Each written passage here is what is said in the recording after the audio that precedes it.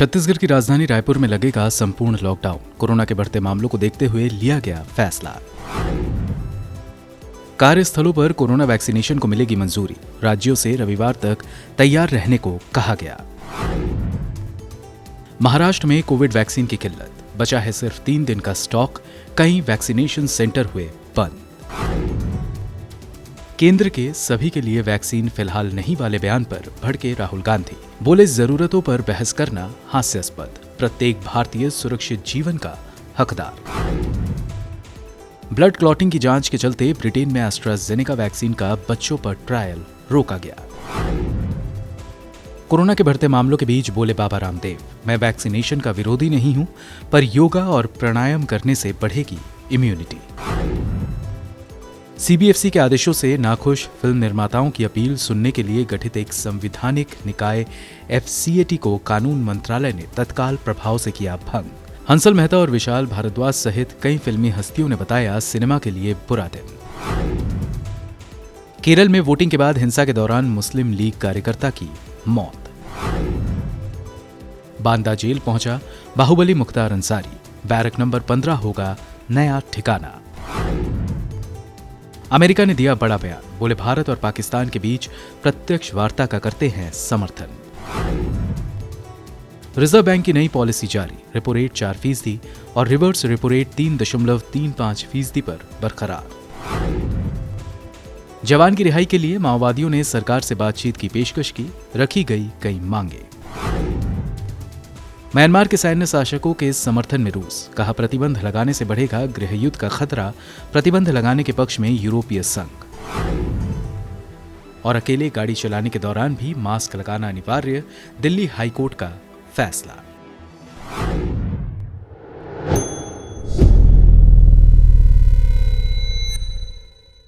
देश कोरोना की दूसरी लहर की चपेट में है। इस बीच छत्तीसगढ़ के रायपुर में 10 दिनों का लॉकडाउन लगा दिया गया है। छत्तीसगढ़ सरकार ने 9 अप्रैल से 19 अप्रैल तक के लिए जरूरी चीजों को छोड़कर सभी स्कूल, कॉलेज, धार्मिक स्थलों को बंद कर दिया है। इनके अलावा कई राज्य ऐसे हैं जहां नाइट कर्फ्यू और वीकेंड लॉकडाउन पहले से ही लागू है। ऐसे में शहर आए प्रवासियों को एक बार फिर लॉकडाउन का डर सताने लगा है।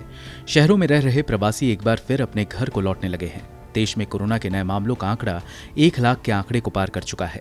भारत में रोज नए मामलों के 50% से ज्यादा सिर्फ महाराष्ट्र में दर्ज किए जा रहे हैं। इससे निपटने के लिए राज्य सरकार ने वीकेंड लॉकडाउन और नाइट कर्फ्यू का ऐलान किया है।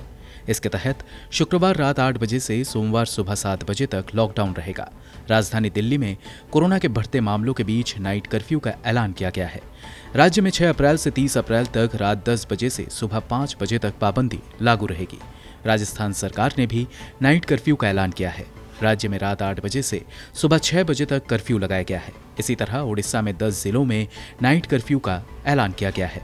सुंदरगढ़, बारगढ़, झारसुगुड़ा, संबलपुर, बलंगीर, नुआपुदा, कालाहांडी, मलकनगिरी, कोरापुट और नवरंगपुर में पाबंदी लगाई गई है। पंजाब के मोहाली, अमृतसर, लुधियाना, पटियाला, होशियारपुर, जलंधर, कपूरथला, एसएसपी नगर, रोपड़, फतेहगढ़ साहिब और मोगा में भी 10 अप्रैल तक रात 9 बजे से सुबह 5 बजे तक नाइट कर्फ्यू लागू किया गया है। वहीं गुजरात में अहमदाबाद, राजकोट, सूरत और वडोदरा में नाइट कर्फ्यू बढ़ाकर 15 अप्रैल तक कर दिया गया है।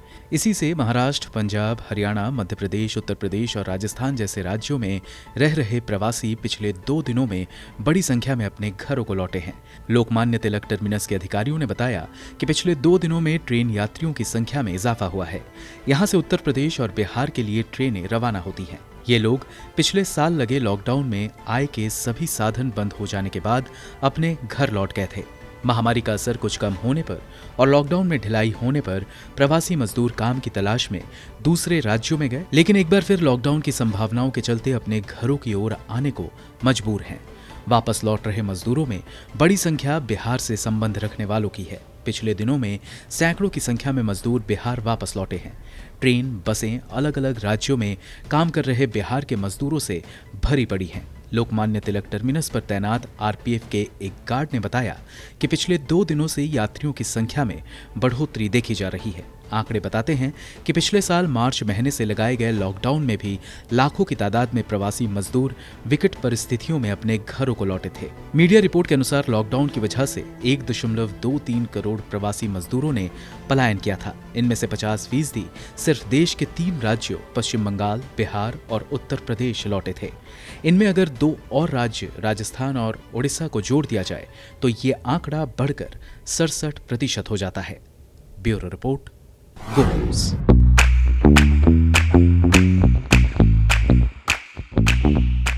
कोरोना महामारी ने पूरे विश्व में बहुत कुछ बदल दिया है और इस लंबी लिस्ट में एक चीज है जो करीब करीब सबसे ऊपर आती है। वो है बच्चों की घर से चलने वाली पढ़ाई और बड़ों का घर से चलने वाला काम। इन दोनों बातों में अगर कुछ है जो एक है वो लैपटॉप या मोबाइल फोन और ढेर सारा स्क्रीन टाइम। कोरोना ने मनुष्यों की दुनिया में वेबकैम को एक अभिन्न अंग बना दिया है। ये कैमरा और इसके साथ इस्तेमाल होने वाले माइक के कई फायदे हैं। ये घर बैठे हमें दुनिया से जोड़ देता है, पर हमें ये बिल्कुल भी नहीं भूलना चाहिए कि फायदों के साथ साथ नुकसान भी आते हैं। हाल ही में सामने आई एक स्टडी में पता चला है कि ऐप्स का इस्तेमाल ना करने के लिए 1/4 यूजर्स अपने फोन के माइक और वेबकैम को अनुमति देते हैं। साइबर सिक्योरिटी फर्म कैस्परस्काई ने 15,000 लोगों पर की गई ग्लोबल स्टडी से पता लगाया है कि 4 में से 1 यूजर ऐसा करता है। हालांकि वेबकैम सुरक्षा को लेकर यूजर्स ज्यादा अवेयर हैं। स्टडी में 10 में से 6 लोग इस बात से चिंतित थे कि उनकी मर्जी के बिना वेबकैम की मदद से उन्हें देखा जा सकता है। 60% लोगों ने बताया कि मलेशियस सॉफ्टवेयर से इस काम को करा जा सकता है। स्टडी में पता चला है कि कोविड-19 महामारी के बाद ज्यादातर लोगों ने वीडियो कॉन्फ्रेंसिंग प्लेटफॉर्म्स को माइक और कैमरे का एक्सेस दिया है, क्योंकि इसकी मदद से लोग जहां काम कर रहे हैं तो बच्चों की पढ़ाई भी ऑनलाइन प्लेटफॉर्म से हो रही है। ये टूल्स अचानक हमारी जिंदगी में आए और अभिन्न अंग बन गए। ध्यान देने वाली बात यह है कि ऐप्स को ज्यादातर 25 से 34 साल की आयु वाले 27% लोग वेबकैम और माइक का एक्सेस देते हैं। 55 साल या उससे अधिक उम्र वाले 38% यूजर्स ऐप्स या सर्विसेज को किसी तरह के एक्सेस नहीं देते, यानी camera, mic, gallery, call, contacts जैसे दूसरे ऐप्स को एक्सेस नहीं दिए जाते। कैस्परस्काई के कंज्यूमर प्रोडक्ट मार्केटिंग के हेड मरीना टिटोवा ने कहा कि कई लोग वेब कैमरा के उपयोग और साइबर सुरक्षा प्रक्रियाओं से संबंधित सुरक्षा प्रोटोकॉल से परिचित नहीं हैं। हालांकि अब हम जो देख रहे हैं वो ऑनलाइन सुरक्षा और संभावित खतरों के बारे में जागरूकता बढ़ाने का एक मजबूत सकारात्मक रुझान है। ये उपभोक्ता के अधिक सक्रिय व्यवहार को दिखाता है। इसके साथ ही एक और रोचक तथ्य सामने आया है, वो ये है कि दुनिया भर में सबसे ज्यादा भारतीय डेटा प्राइवेसी और डेटा सिक्योरिटी के लिए इनसे जुड़ी ऑर्गेनाइजेशन के साथ काम करते हैं।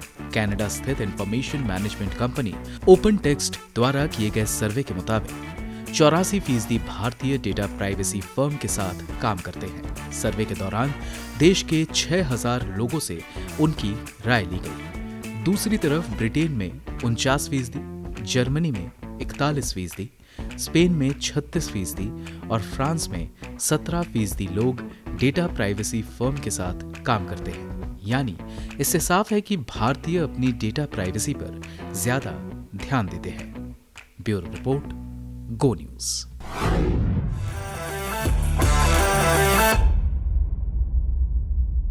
इंडियन प्रीमियर लीग यानी आईपीएल के 14वें सीजन की शुरुआत बस होने ही वाली है। 2008 में शुरू हुई दुनिया की सबसे कामयाब टी20 लीग में कई टीमों ने अपने शानदार परफॉर्मेंस से फैंस के दिल में खास जगह बनाई है। आज हमारे इस खास क्रिकेट ट्रिविया में हम जानेंगे आईपीएल के इतिहास की 3 सबसे सफल टीमें। अगर मैं बात सफल की कर रहा हूं तो जिन टीमों ने सबसे ज्यादा मुकाबले जीते हैं। तो आइए नजर डालते हैं सबसे सफल टीमों में कौन है नंबर 3 पर। नंबर 3 पर आती है कोलकाता नाइट राइडर्स। जी हां, कोलकाता नाइट राइडर्स यानी केकेआर ने आईपीएल में कुल 192 मैचेस खेले हैं, जिसमें 98 में उन्हें जीत हासिल हुई है, 90 में हार मिली है, जबकि 4 मैचेस टाई रहे हैं। गौतम गंभीर की कप्तानी में नाइट राइडर्स ने 2012 में और 2014 में आईपीएल ट्रॉफी अपने नाम करी थी। अगर बात विनिंग परसेंटेज की करें तो उनकी विनिंग परसेंटेज है 52.08।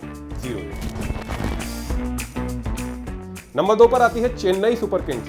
3 बार की चैंपियन चेन्नई सुपर किंग्स ने आईपीएल में 179 मैचेस खेले हैं। जिसमें 106 में उन्हें जीत और 71 में उन्हें हार मिली है, जबकि एक मैच टाई और एक बेनतीजा रहा है। MS धोनी की कप्तानी में चेन्नई ने 2010, 2011 और 2018 में IPL ट्रॉफी जीती। चेन्नई IPL में 2 साल तक बैन भी रही थी, तो कम एडिशंस खेले हैं उन्होंने। उनका विनिंग परसेंटेज सबसे ज़्यादा है 59.8। और इस लिस्ट में सबसे ऊपर आती है मुंबई इंडियंस। जी हाँ, 5 बार की चैंपियन मुंबई इंडियंस के नाम IPL में सबसे ज़्यादा मैच जीतने का रिकॉर्ड दर्ज है।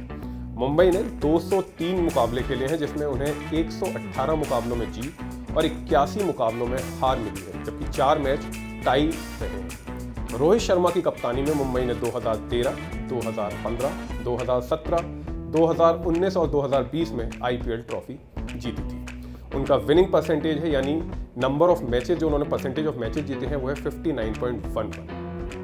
तो देखिए, भले ही number of matches Mumbai Indians ने ज़्यादा जीते हैं, लेकिन अगर बात करी जाए विनिंग परसेंटेज की तो चेन्नई सुपर किंग्स उनसे ऊपर आता है।